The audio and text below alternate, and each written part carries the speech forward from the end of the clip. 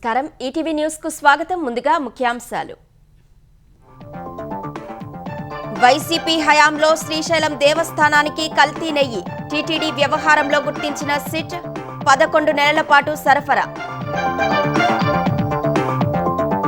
తిరుమల కల్తీ నెయ్యిపై నేడు భేటీ కానున్న కూటమి పార్టీల అధినేతలు ఎన్డీడీబీ నివేదికతో పాటు సిట్ అంశాలపై వాస్తవాలు వెల్లడించే అవకాశం పరామర్శ పేరుతో జగన్ డ్రామాలు చేస్తున్నారని తెలుగుదేశం నేతలు మండిపాటు ఆటవిక పాలన ఉంటే గుంటూరు పర్యటన జరిగేదా అని ప్రశ్నలు తెలంగాణలో పుర ప్రచారంలో జోరు పెంచిన అధికార కాంగ్రెస్ నేడు కరీంనగర్ జిల్లాలో పర్యటించనున్న సీఎం రేవంత్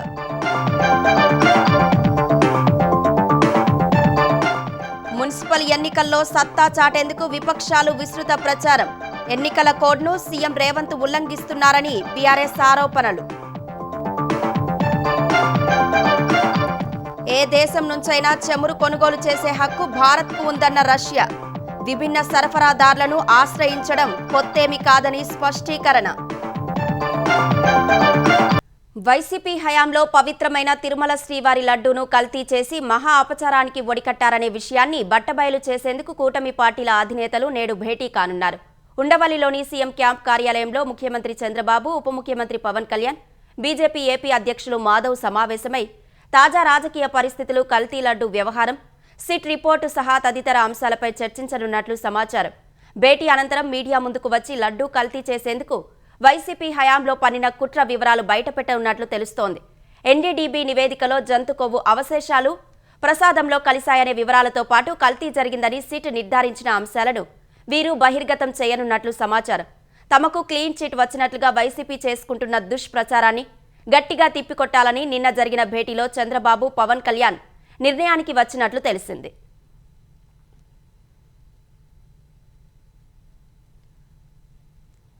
శ్రీశైలం దేవస్థానానికి కల్తీ నెయ్యి సరఫరా అయ్యిందా అంటే అవుననే సమాధానం వినిపిస్తోంది టీటీడీకి కల్తీ నెయ్యి వ్యవహారంపై దర్యాప్తు చేసిన సిట్ మల్లన్న దేవాలయానికి కల్తీ నెయ్యి సరఫరా చేసినట్టు గుర్తించింది తిరుపతికి చెందిన రాజేష్ కార్పొరేషన్కు కాంట్రాక్టు కట్టబెట్టడంతో 2022 మే నుంచి 2023 మార్చి వరకు అదే తంతు జరిగిందని అధికారులు తేల్చారు ఆ సమయంలో భోలేబాబా నెయ్యే సరఫరా అయినట్లు సిట్ గుర్తించింది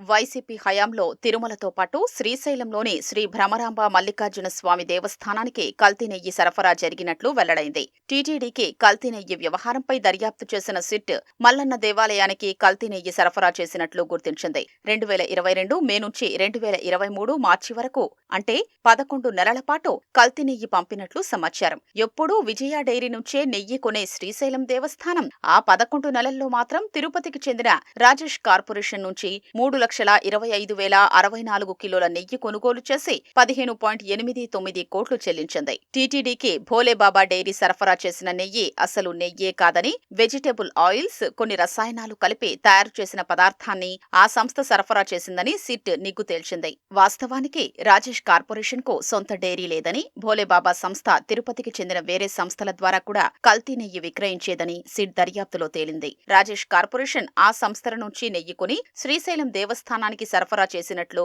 అధికారులు అనుమానిస్తున్నారు పాల సొసైటీల ఆధ్వర్యంలో నడిచే డైరీల నుంచే నెయ్యి కొనారని శ్రీశైలం దేవస్థానం ట్రస్ట్ బోర్డు గతంలో నిర్ణయించింది నెయ్యి కొనుగోలుకు దేవస్థానం పిలిచిన టెండర్లలో పాల సొసైటీల ఆధ్వర్యంలో కొనసాగుతున్న డైరీలే పాల్గొనేవి నంద్యాలలోని విజయ డైరీనే తక్కువ ధరకు నెయ్యి సరఫరాకు ముందుకు రావడంతో ప్రతిసారి కాంట్రాక్టు ఆ సంస్థకే దక్కేది వైసీపీ హయాంలో 2022లో విజయ డైరీ ప్రతినిధులకు దేవస్థానం అధికారులకు నెయ్యి ధర విషయంలో ఏకాభిప్రాయం కుదరలేదు ధర తగ్గించాలని దేవస్థానం అధికారులు ఒత్తిడి తేవడంతో అంత తక్కువ ధరకు ఇవ్వలేమని విజయ డైరీ తేల్చి చెప్పింది అదే అదనుగా రాజేష్ కార్పొరేషన్ తెరపైకొచ్చింది ఆ సంస్థ కిలో నెయ్యిని 489 రూపాయలకు ఇస్తామనడంతో సరఫరా కాంట్రాక్టును వాళ్లకే కట్టబెట్టారు అప్పట్లో విజయ డైరీని వ్యూహాత్మకంగానే తప్పించారన్న ప్రచారమూ ఉంది శ్రీశైలం దేవస్థానంలో సగటున రోజుకు 1,00,000కు పైగా లడ్డూలు విక్రయిస్తారు 2023 ఏప్రిల్ నుంచి మళ్లీ విజయ డైరీనే శ్రీశైలం దేవస్థానానికి నెయ్యి సరఫరా చేస్తోంది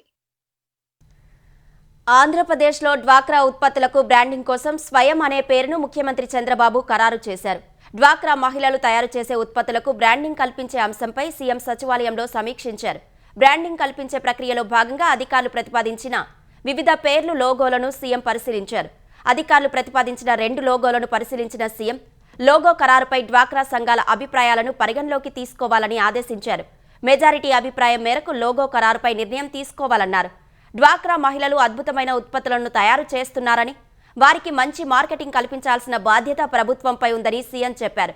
స్థానికంగా ఉండే మార్కెట్లే కాకుండా జాతీయ, అంతర్జాతీయ మార్కెట్లను కూడా ఆకర్షించేలా మహిళా ఉత్పత్తులకు డిమాండ్ పెరగాలంటే అదే స్థాయిలో బ్రాండింగ్ ఆకర్షణీయంగా ఉండాలని అభిప్రాయపడ్డారు.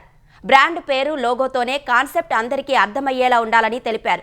స్వయం సహాయక సంఘాల ద్వారా మహిళలు ఉత్పత్తులను తెస్తున్నందున స్వయం అనే పేరు బాగుంటుందని సీఎం తెలిపారు. అదే తరహాలో లోగో డిజైన్ కూడా ఉండాలని ముఖ్యమంత్రి సూచించారు. మాజీ సీఎం జగన్ గుంటూరు పర్యటనలో చెప్పిన మాటలు దెయ్యాలు, వేదాలు వల్లించినట్లుగా ఉందని టీడీపీ పొలిట్ బ్యూరో సభ్యులు వర్ల రామయ్య, సీడాప్ చైర్మన్ దీపక్ రెడ్డి ధ్వజమెత్తారు. రాష్ట్రంలో ప్రజాస్వామ్యం కొరబడిందని, జంగిల్ రాజుగా కూటమి ప్రభుత్వం మారిందని జగన్ మాట్లాడడం అతని అవగాహన రాహిత్యానికి నిదర్శనమని మండిపడ్డారు. బూతుల నేతలను దండించాల్సిన జగన్ పరామర్శ పేరుతో డ్రామాలు చేస్తున్నారని మండిపడ్డారు. జగన్ యథేచ్ఛగా తాడేపల్లిలోని తన ఇంటి నుంచి గుంటూరులోని అంబటి రాంబాబు ఇంటికి 5.5 గంటల ప్రయాణం చేయడమే ప్రజాస్వామ్యానికి నిదర్శనమన్నారు. అంటాడు ప్రజాస్వామ్యం పోయిందట, జంగిల్ రాజు వచ్చిందట. అయ్యా జగన్మోహన్ రెడ్డి గారు, జంగిల్ రాజుకు పితామహుడు మీరు ముఖ్యమంత్రిగా ఉన్నప్పుడు మీ పార్టీ నాయకులందరూ కూడా తెలుగుదేశం పార్టీకి ఓటేశారని ఆత్మకూరు విలేజ్ లో మాదిగలందరినీ కూడా గ్రామం నుంచి తరిమి కొడితే వాళ్ళు పెట్టేబేడ సర్దుకొని తలో చోటుకు పరుగులెత్తారు వాళ్ళు. మా అధినేత చంద్రబాబు నాయుడు గారు ఆ కార్యకర్తలందరినీ తీసుకొని ఆత్మకూరు వెళ్ళటానికి సిద్ధమైతే చంద్రబాబు నాయుడు గారిని బయటకు రానిచ్చారా మీరు? ఆనాడు నువ్వెందుకు చంద్రబాబు నాయుడు గారిని రానివ్వలేదు బయటికి? ఈనాడు నువ్వెందుకు స్వేచ్ఛగా వెళ్ళావు? నువ్వు ఇది ప్రజాస్వామ్యం. ఈ రోజు నువ్వు వెళ్ళి ఆ అరాచక శక్తిని పలకరించడానికి 5.5 గంటల సమయం తీసుకుంది.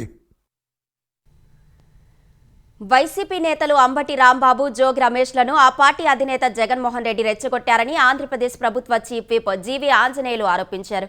తిరుమల లడ్డూ నెయ్యి కల్తీ చేశారు కాబట్టే ఇవాళ జగన్ డైవర్షన్ పాలిటిక్స్ చేస్తున్నారని మండిపడ్డారు. పోలీస్ వ్యవస్థను నిర్వీర్యం చేసి దోపిడీలు, దుర్మార్గాలు, అరాచకాలు చేసింది జగన్ అని ఆక్షేపించారు. విధ్వంస పాలన చేసిన వైసీపీ ఎప్పటికీ అధికారంలోకి రాదని స్పష్టం చేశారు. సమర్థవంతమైన పాలన అందించడమే సీఎం చంద్రబాబు లక్ష్యమని జీవీ ఆంజనేయులు తెలిపారు. అభివృద్ధిని అడ్డుకుంటే సహించేది లేదని హెచ్చరించారు. రెచ్చగొట్టి అల్లర్లు చేయడం సరికాదన్న ఆయన జగన్కు దమ్ముంటే అసెంబ్లీలో చర్చకు రావాలని సవాలు చేశారు. లా అండ్ ఆర్డర్ అప్పుడు బాగుందా ఇప్పుడు బాగుందా చర్చ చేద్దాం రా. మీ అరాచకాల గురించి చర్చ చేద్దాం రా. మీ దోపిడీ గురించి చర్చ చేద్దాం రా. అసెంబ్లీకి మీరు దోపిడీ చేశారు కాబట్టి, అరాచక పాలన ఇచ్చారు కాబట్టి ఈ రోజు అసెంబ్లీ రావడానికి మీరు భయపడుతున్నారు. ఈ రోజు అసెంబ్లీ రావడానికి మీరు సిగ్గుపడుతున్నారు, భయపడుతున్నారు. మొఖం జల్లకనే మీరు అసెంబ్లీకి రావటం. జంగిల్ రాజు పాలన ఎవరిది? నీది. 5 ఏళ్ల వైసీపీ పాలనలో నీది జంగిల్ రాజు పాలనగా, తుగ్గక్ పాలనగా, అరాచక పాలనగా, దోపిడీ పాలనగా దేశంలోనే పేరుంచింది. రాష్ట్రాన్ని అప్రదిష్ట పాలు చేశావు నీ పాలన. ప్రజాపాలన ప్రగతి బాట కార్యక్రమంలో భాగంగా ఇవాళ సీఎం రేవంత్ రెడ్డి కరీంనగర్ జిల్లా చొప్పదండిలో పర్యటించనున్నారు. చొప్పదండి మండలం గంబ్లాపూర్లో నిర్వహించే బహిరంగ సభలో రేవంత్ రెడ్డి పాల్గొంటారు. ఈ సందర్భంగా బహిరంగ సభ ప్రాంతాన్ని జిల్లా కలెక్టర్ పమేలా సత్పత్తో కలిసి పోలీస్ కమిషనర్ గౌస్ పరిశీలించారు. సభా ప్రాంగణం, హెలిప్యాడ్ పార్కింగ్ స్థలాన్ని పరిశీలించారు. ఎలాంటి అవాంఛనీయ సంఘటనలు జరగకుండా, ప్రజలకు ఇబ్బందులు కలగకుండా పకడ్బందీ చర్యలు తీసుకోవాలని సిపి అధికారులను ఆదేశించారు. సభా ప్రాంతాన్ని పరిశీలించిన మంత్రి తుమ్మల నాగేశ్వరరావు చొప్పదండికి నీటి వసతులు, కళాశాలను ముఖ్యమంత్రి ప్రారంభించనున్నారని తెలిపారు. అభివృద్ధి కార్యక్రమాలు కొనసాగించాలంటే కాంగ్రెస్ పార్టీకి పురపాలిక ఎన్నికల్లో అండగా ఉండాలని మంత్రి కోరారు. రేపు నిజామాబాద్ జిల్లాలో సీఎం రేవంత్ రెడ్డి పర్యటించనున్నారు. రాష్ట్ర ప్రజలందరూ గమనించాలి, కార్పొరేషన్లు, మున్సిపాలిటీల్లో కూడా మనం సాధించుకోవాలంటే ప్రభుత్వానికి, పార్టీకి అండగా ఉండేటటువంటి అభ్యర్థులను గెలిపించుకోవాలి. తద్వారా మీ కార్పొరేషన్లు కానీ, మీ మున్సిపాలిటీస్ని కానీ అభివృద్ధి చేసుకునే అవకాశం తీసుకోవాలి. తద్వారా ఈ ప్రభుత్వం చేసేటటువంటి ప్రతి కార్యక్రమం నిరుపేదకు కావచ్చు, వ్యవసాయదారుడికి కావచ్చు, కార్మికుడికి కావచ్చు, అదేవిధంగా విద్యా వైద్య రంగాల్లో పెద్ద ఎత్తున కొనసాగుతున్నటువంటి అభివృద్ధి కార్యక్రమాలను కొనసాగాలి అనంటే రేవంత్ రెడ్డి గారి ప్రభుత్వాన్ని మనం స్వాగతించాలి. మున్సిపల్ ఎన్నికల్లో అధికార పార్టీ ఉత్సాహంగా ప్రచారాలు నిర్వహిస్తోంది. మంత్రులు, ఎమ్మెల్యేలతో అభ్యర్థులు రోడ్డు షోలు, ఇంటింటి ప్రచారాలు చేస్తూ హోరెత్తిస్తున్నారు. మెదక్ జిల్లా రామాయంపేట, నర్సాపూర్ మున్సిపాలిటీల్లో మంత్రి వివేక్ వెంకటస్వామి ప్రచారం నిర్వహించారు. భూపాలపల్లి మున్సిపాలిటీ పరిధిలోని జవహర్ నగర్, లక్ష్మీనగర్లో ఎన్నికల ప్రచారంలో పాల్గొన్న మంత్రి దుద్దిల శ్రీధర్ బాబు బీఆర్ఎస్ పార్టీ అసత్య ప్రచారాలు చేస్తూ ఎన్నికల్లో లబ్ధి పొందాలని చూస్తున్నారని ఆరోపించారు. యాదాద్రి భువనగిరి జిల్లా ఆలేరులో మున్సిపల్ ఎన్నికల ప్రచారంలో ప్రభుత్వ విప్ బీర్ల ఐలయ్య పాల్గొన్నారు. ఓ టైలర్ షాప్లో బట్టలు కొడుతూ ఓట్లు అభ్యర్థించారు. మహబూబాబాద్ జిల్లా మరిపెడలో ప్రభుత్వ విప్ డాక్టర్ రామచంద్ర నాయక్ కాంగ్రెస్ అభ్యర్థుల గెలుపును కోరుతూ ప్రచారం నిర్వహించారు. హనుమకొండ జిల్లా పరకాల మున్సిపాలిటీలో ప్రచారం నిర్వహించిన మాజీ ఎంపీ విశ్వనాథ్ కాంగ్రెస్ అభ్యర్థులను గెలిపించాలని కోరారు. ఖమ్మం జిల్లా కల్లూరులో ఎన్నికల ప్రచారంలో మంత్రి పొంగులేటి శ్రీనివాసరెడ్డి పాల్గొని ఓట్లు అభ్యర్థించారు. తెలంగాణలో అత్యున్నత స్థాయిలో కల్లూరు మున్సిపాలిటీని అభివృద్ధి చేసి చూపెడతానని మంత్రి హామీ ఇచ్చారు. రేపు 11వ తారీఖు జరిగే ఎన్నికల్లో 20 మంది అభ్యర్థులు ఉన్నారు. వెనుక 20 మంది గుర్తు హస్తం గుర్తు రంగురంగుల కండోలతో మీ దగ్గరకు వస్తున్నారు. మాయ మాటలు చెప్తున్నారు. వారిని ఈ వేదిక మీద నుంచి ఒకటే ప్రశ్నిస్తున్నాను. అయ్యా, ఒకవేళ మీరు గెలిస్తే ఈ కల్లూరికి ఏం చేయగలుగుతారు? ఎలా చేయగలుగుతారు? ఏముంది మీ దగ్గర? ఎక్కడి నుంచి నిధులు తీసుకొస్తావు? ఎలా అభివృద్ధి చేస్తావు? ఎలా అభివృద్ధి చేస్తావని ప్రేలేపనలు పేలుతున్నావు. మున్సిపాలిటీ ఎన్నికల్లో గెలిపే లక్ష్యంగా ప్రతిపక్షాలు పోటాపోటీగా ప్రచారాలు నిర్వహిస్తున్నాయి. అధికార పార్టీ ఇచ్చిన హామీలను అమలు చేయట్లేదని విమర్శిస్తూ ఓటర్లను ఆకర్షిస్తున్నారు. నల్గొండ మున్సిపల్ కార్పొరేషన్ ఎన్నికల ప్రచారంలో పాల్గొన్న మాజీ మంత్రి జగదీష్ రెడ్డి ఎన్నికల కోడ్ను ఉల్లంఘిస్తూ సీఎం రేవంత్ రెడ్డి శంకుస్థాపనలు చేస్తున్నారన్నారు. దీనిపై ఎన్నికల కమిషన్ స్పందించి తగిన చర్యలు తీసుకోవాలన్నారు. జగిత్యాల జిల్లా మెట్పల్లిలో ఎన్నికల ప్రచారం నిర్వహించిన ఎమ్మెల్యే సంజయ్ కాంగ్రెస్ ప్రభుత్వం 2.5 ఏళ్లలో ₹1 అభివృద్ధి పనులు చేయలేదన్నారు. మున్సిపల్ ఎన్నికల్లో భాగంగా ఆదిలాబాద్లో డైట్ కళాశాలలో నిర్వహించిన సమావేశంలో ఎంఐఎం అధినేత అసదుద్దీన్ ఓవైసీ పాల్గొన్నారు. బీజేపీ, బీఆర్ఎస్ పోటీపడి రైల్వే ఓవర్ బ్రిడ్జ్ నిర్మాణ పనులు చేపట్టినప్పటికీ పనుల్లో పురోగతి లేదని ఆయన విమర్శించారు. కరీంనగర్లో కార్పొరేషన్ ఎన్నికలు ధనవంతులకు, గుణవంతులకు మధ్య జరుగుతున్నాయని కేంద్ర మంత్రి బండి సంజయ్ అన్నారు. కరీంనగర్ రామ్నగర్ సత్యనారాయణ స్వామి ఆలయం వద్ద పార్టీ అభ్యర్థులకు మద్దతుగా ఆయన ప్రచారం చేశారు. మేయర్ పీఠాన్ని బీజేపీకి అప్పగిస్తే కరీంనగర్కు వరదల నిధులు తీసుకొస్తానని హామీ ఇచ్చారు. 1600 కోట్ల రూపాయలు నేను పట్టుకొస్తే మా గంగుల కమలాకర్ అన్నట్టు బండి సంజయ్ నయా పైసా తెలియదు తెచ్చినట్టు చూపడితే మూట చదువుకొని పోతానన్నట్టు రెడీ అయిపోవడానికి. ఇప్పుడు ఇన్ని పైసలు తెచ్చినాక నేను లేనప్పుడు టక్కన కొబ్బరికాయ కొట్టుడు పీకు. ఇలా బీఆర్ఎస్ పరిస్థితి అది. 2 సంవత్సరాల కాంగ్రెస్ పార్టీ ప్రభుత్వం వచ్చి ఈ కరీంనగర్ కార్పొరేషన్ ఒక్క పైసా ఇవ్వాలి. ఇప్పుడు 50 కోట్ల రూపాయలు ఆల్రెడీ కార్పొరేషన్ లో ఉన్నాయి, ఖర్చు కాలేవి. ఇప్పుడు మమ్మల్ని గెలిపియకుంటే రోడ్లు మధ్యలో అవుతాయి. నేను తీసుకొచ్చా 50 కోట్ల రూపాయలు ఏం చేస్తారు? కరెంటు బిల్లు కడతారు, జీతాలు ఇస్తారు, వేరే వస్తువులు కొట్టిన తప్ప మీకు రోడ్లు రావు. ఆంధ్రప్రదేశ్ వ్యాప్తంగా 175 నియోజకవర్గాల్లో ఎంఎస్ఎంఈ పార్కుల మౌలిక సదుపాయాల అభివృద్ధి కోసం ప్రభుత్వం అదనపు నిధులు విడుదల చేసింది. 90 కోట్ల రూపాయల నిధులు విడుదలకు పరిపాలన అనుమతిస్తూ రాష్ట్ర ప్రభుత్వం ఆదేశాలు జారీ చేసింది. 2025-26 ఆర్థిక ఏడాదికి శాస్కీ పార్ట్ 1 కింద ఎంఎస్ఎంఈ పార్కుల అభివృద్ధి చేస్తోన్న ప్రభుత్వం అందుకు అవసరమైన నిధులు విడుదల చేస్తూ పరిశ్రమలు, వాణిజ్య శాఖ కార్యదర్శి ఎన్ యువరాజ్ ఉత్తర్వులు జారీ చేశారు. తదుపరి చర్యలు తీసుకోవాలని ఏపీఐఐసి వీసీ అండ్ ఎండీకి సర్కార్ ఆదేశాలు ఇచ్చింది. ఆంధ్రప్రదేశ్ బడ్జెట్ రూపకల్పన కసరత్తును ఆర్థిక శాఖ వేగవంతం చేసింది. ప్రస్తుత ఆర్థిక సంవత్సరంలో ఎంత మేర బడ్జెట్ కేటాయింపులు ఉన్నాయి, చేసిన ఖర్చు ఎంత, మొత్తం మీద ఎంత ఖర్చు చేయగలరు అనే అంశాలపై మేధోమథనం సాగుతోంది.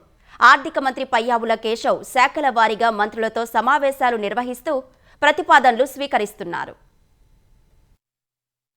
ఈ నెల 14న ఆంధ్రప్రదేశ్ చట్టసభలకు 2026-27 బడ్జెట్ ప్రతిపాదనలు సమర్పించేందుకు ప్రభుత్వం సిద్ధమవుతోంది. వివిధ శాఖల ప్రతిపాదనలపై ఆర్థిక మంత్రి పయ్యావుల కేశవ్ చర్చలు ప్రారంభించారు. అన్ని ప్రభుత్వ శాఖల నుంచి ఇప్పటి వరకు ప్రతిపాదనలు ఆర్థిక శాఖకు చేరాయి. తొలుత కార్యదర్శుల స్థాయిలో చర్చలు ముగిశాయి. ప్రస్తుతం ఆయా శాఖల మంత్రులతో ఆర్థిక మంత్రి చర్చలు ప్రారంభించారు. ఈ నెల 3వ తేదీ నుంచి ఈ సమీక్షలు ప్రారంభం కాగా నిన్న హోం, వ్యవసాయ, పర్యాటక శాఖలపై సమీక్షించారు. ఆయా శాఖలు ఎంత బడ్జెట్ ప్రతిపాదించారు, ఖర్చయ్యాయి, అంత మొత్తం ఎందుకు అవసరమన్న అంశాలపై చర్చించారు. ప్రస్తుత ఆర్థిక ఏడాదిలో ఆ శాఖలకు కేటాయించిన బడ్జెట్లో ఎంత ఖర్చు చేశారు, ఈ ఆర్థిక సంవత్సరం మార్చి నెలాఖరు నాటికి ఎంత ఖర్చు చేయనున్నారన్న అంశాల్ని ఆర్థిక శాఖ పరిగణలోకి తీసుకుంటోంది. అదే సమయంలో ప్రభుత్వ ప్రాధాన్యాలు, ఎన్నికల మేనిఫెస్టోలో ఇచ్చిన హామీలు, పథకాల అమలును పరిశీలనలోకి తీసుకుంటున్నారు. హోంశాఖకు అవసరమైన నిధుల కేటాయింపులపై ఆ శాఖ మంత్రి వంగలపూడి అనిత, కార్యదర్శి Vijay Kumar, additional DG Madhusudan, IG Raviprakash తదితరులతో పయ్యావుల కేశవ్ సమావేశమయ్యారు. పోలీసు శాఖలో మౌలిక వసతుల అభివృద్ధి,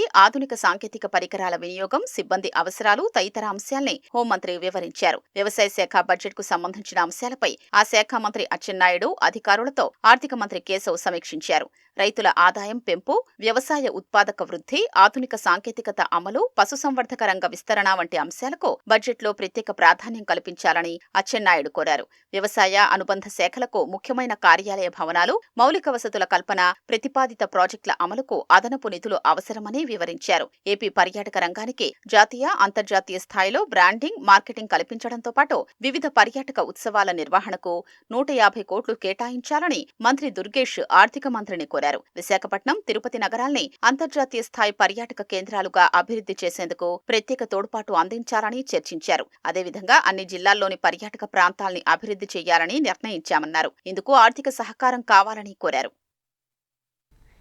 ముఖ్యమంత్రి రేవంత్ రెడ్డి నోటి నుంచి పాలసీలు, పథకాలు వినిపించవని, వచ్చేది ఒక్కటే మురికి భాషని బీఆర్ఎస్ కార్యనిర్వాహక అధ్యక్షుడు కేటీఆర్ విమర్శించారు. హార్వర్డ్లో 500 రోజులు కోర్సులు చేసినా సంస్కారం నేర్చుకోలేదని ఎద్దేవా చేశారు. ప్రత్యేక రాష్ట్రం కోసం ఉద్యమాల్ని నడిపి రాష్ట్రాన్ని సాధించి తొలి ముఖ్యమంత్రిగా బంగారు బాటలు వేసిన కేసీఆర్పై మురికి వ్యాఖ్యలు చేయడమేంటని ఎక్స్ వేదికగా మండిపడ్డారు. పాలన చేతకాని వారే ప్రచారంలో విషం చిమ్ముతారన్నది ఆరోపించారు. అది అహంకార లక్షణం కాదని, పూర్తి అసమర్థతకు గుర్తు అని కేటీఆర్ పేర్కొన్నారు. చరిత్రను సృష్టించిన నాయకుణ్ణి మాటలతో తక్కువ చేయలేరన్న కేసీఆర్ చరిత్రను రేవంత్ రెడ్డి మాటలు మసకబార్చలేవని గుర్తుపెట్టుకోవాలన్నారు. రాజమహేంద్రవరం పరిసర ప్రాంతాల్లో సంచరిస్తూ ప్రజలను భయభ్రాంతులకు గురి చేస్తున్న పెద్ద పులిని పట్టుకునేందుకు అటవీశాఖ అధికారులు ముమ్మర యత్నాలు చేస్తున్నారు. నామవరం శాటిలైట్ సిటీ వద్ద అక్కమ్మ తల్లి కొండపై తిష్టవేసిన పులిని బంధించేందుకు బోన్లు ఏర్పాటు చేసి ట్రాప్ కెమెరాలు అమర్చారు. మత్తుమందు ఇచ్చేందుకు గన్లను కూడా సిద్ధం చేశారు. పగలు సేద తీరడం, రాత్రిళ్లు వేటాడడంతో పులిని పట్టుకోవడం సిబ్బందికి కష్టంగా మారింది. మహారాష్ట్రలోని తడోబా పులుల అభయారణ్యం నుంచి దారి తప్పిన పెద్ద పులి ఛత్తీస్గఢ్, తెలంగాణ మీదుగా ఏపీలోకి ప్రవేశించినట్లు అధికారులు చెబుతున్నారు. ఈ పులి సుమారు 600 కిలోమీటర్ల మేర ప్రయాణించిందని అంచనా వేశారు. పెద్ద పులి సంచరించిన ప్రాంతాల్లో principal chief conservator of forest అధికారి చలపతిరావు పర్యటించారు. జనాలెవరూ భయపడవద్దని, రాత్రిళ్లు ఒంటరిగా తిరగవద్దని విజ్ఞప్తి చేశారు. మరోవైపు శాటిలైట్ సిటీ, పిడింగొయ్యి, కలువగొయ్యి, శ్రీరాంపూర్, రఘునాథపురం గ్రామాల ప్రజలు కంటి మీద కునుకు లేకుండా గడుపుతున్నారు. పశువులపై దాడి చేయడం, కొన్నింటిని చంపడంతో వాటిని కాపాడుకోవడం తమకు కష్టంగా మారిందని స్థానికులు చెబుతున్నారు. ప్రపంచంలోని ఏ దేశం నుంచైనా భారత్ చమురును కొనుగోలు చేసుకోవచ్చని, ఆ స్వేచ్ఛ భారత్కు ఉందని రష్యా స్పష్టం చేసింది. విభిన్న ముడి చమురు సరఫరాదారులను ఆ దేశం ఆశ్రయించడం కొత్తేమీ కాదని రష్యా అధికార ప్రతినిధి దిమిత్రీ పెస్కోవ్ చెప్పారు. భారత్కు రష్యా ఒకటే చమురును సరఫరా చేయడం లేదన్న విషయం తమతో పాటు అంతర్జాతీయ ఇంధన రంగ నిపుణులందరికీ తెలుసన్నారు.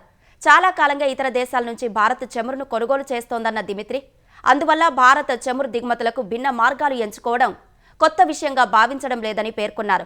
మరోవైపు రష్యా నుంచి చమురు కొనుగోలును భారతీయ రిఫైనరీలు పూర్తిగా ఆపలేవని క్రెమ్లిన్ జాతీయ ఇంధన భద్రతా నిధి నిపుణుడు ఐగోర్ యుష్కోవ్ తెలిపారు. అమెరికా ఎగుమతి చేసే షేల్ చమురు తక్కువ గ్రేడ్లు కలిగి ఉంటుందని, వాటితో పోలిస్తే రష్యా సల్ఫర్ అధికంగా ఉండే యూరల్స్ను సరఫరా చేస్తుందన్నారు. నాణ్యత లేని చమురును అమెరికా నుంచి భారత్ అధిక ధరకు కొనుగోలు చేయాల్సి ఉంటుందని తెలిపారు. పైగా రష్యా చేసినంత పరిమాణంలో భారత్కు అమెరికా చమురు సరఫరా చేయలేదని యుష్కోవ్ వ్యాఖ్యానించారు. కేంద్ర ఎన్నికల ప్రధాన కమిషనర్ జ్ఞానేష్ కుమార్ అభిశంసనపై ప్రతిపక్షం మొత్తం కలిసి ఉమ్మడిగా నిర్ణయం తీసుకుంటుందని కాంగ్రెస్ ప్రధాన కార్యదర్శి కేసీ వేణుగోపాల్ తెలిపారు. పార్లమెంటు ఆవరణలో మీడియాతో మాట్లాడిన ఆయన, ఈ వ్యవహారంలో పశ్చిమ బంగాల్ సీఎం మమతా బెనర్జీ సూచనపై సానుకూలంగా ఆలోచిస్తున్నామన్నారు. సీఈసీని అభిశంసించాలన్న మమతా అభిప్రాయంతో సమాజ్వాదీ పార్టీ అధినేత అఖిలేష్ యాదవ్ ఏకీభవించారు. ఈ విషయంపై ఇప్పటివరకు కాంగ్రెస్ అగ్రనేత రాహుల్ గాంధీ స్పందించని నేపథ్యంలో వేణుగోపాల్ వ్యాఖ్యలు ప్రాధాన్యం సంతరించుకున్నాయి.